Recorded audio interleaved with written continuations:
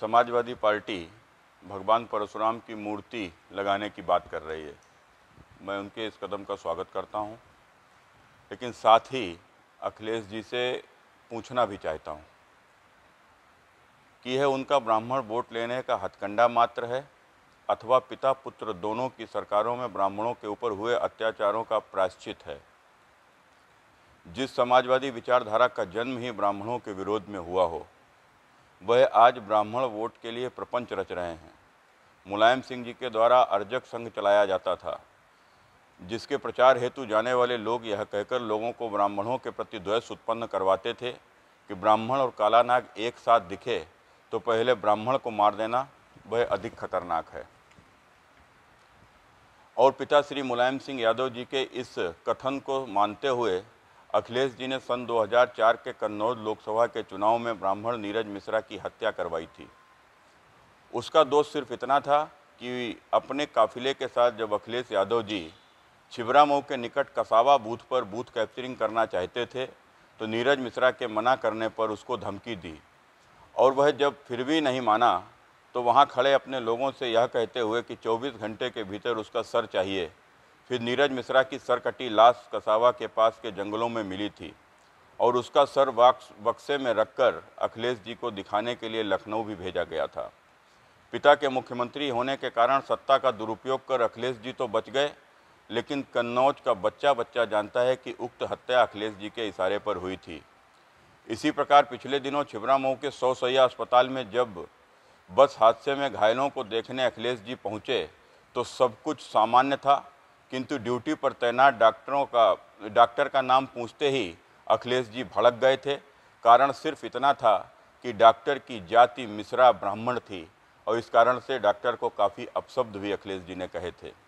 यह इनका ब्राह्मण प्रेम है। अखिलेश जी की सरकार में ही इनके गृह जनपद में ब्राह्मण महिला सहित उसके परिवार को नंगा करके अपमानित करते हुए गांव में घुमाने की घटना किसी से छुपी नहीं है। ब्राह्मणों का सामाजिक पतन और आर्थिक शोषण इनका लक्ष्य है। यही कारण है कि अखिलेश जी ने मुख्यमंत्री रहते हुए यूपी के सुल्तानपुर जिले की इसौली के विधायक अबरार अहमद ने स्थानीय ब्राह्मणों के शिष्टमंडल से साफ कह दिया था कि समाजवादी पार्टी का ब्राह्मणों से कोई लेना देना नहीं है और ना ही उससे हमारी कोई हमदर्दी है। इस संबंध में मुख्यमंत्री अखिलेश यादव ने अपने विधायकों को खास हिदायत जारी की है कि ब्राह्मणों की कोई मदद ना की जाए। इनके इस चरित्र से साफ होता है कि इनको ब्राह्मणों से कितना प्रेम है। ध्यान में आता है कि मुलायम सिंह जी के मुख्यमंत्री बनने से पूर्व उत्तर प्रदेश में ब्राह्मण पढ़ने लिखने में अग्रणी होने के कारण से छोटी मोटी नौकरियों में लगकर अपना जीवन यापन करता था, किंतु मुलायम सिंह जी के द्वारा नकल पद्धति को बढ़ावा देने से अपने स्वजातीय लोगों को डिग्रियां दिलाई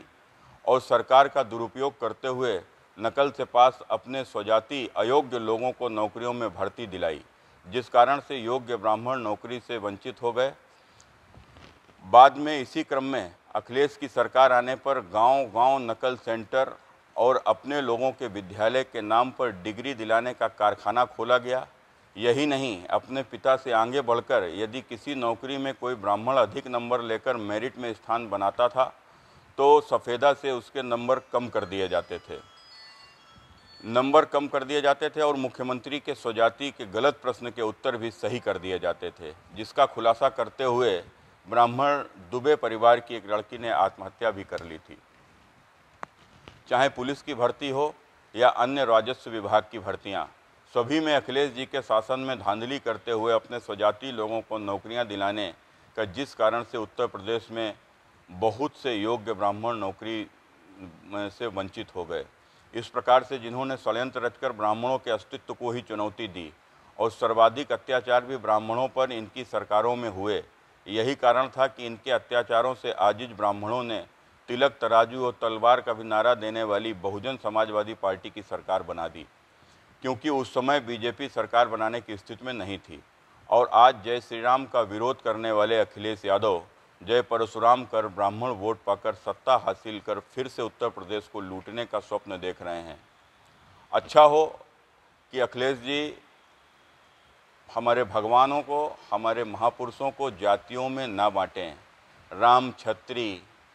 कृष्ण यादव और परशुराम को ब्राह्मण बताकर संगठित हुए हिंदू समाज की एकता को तोड़ने का प्रपंच अखिलेश जी के द्वारा रचा जा रहा है। अखिलेश जी निर्दोष राम भक्तों के हत्यारे अपने पिता से यदि पूछेंगे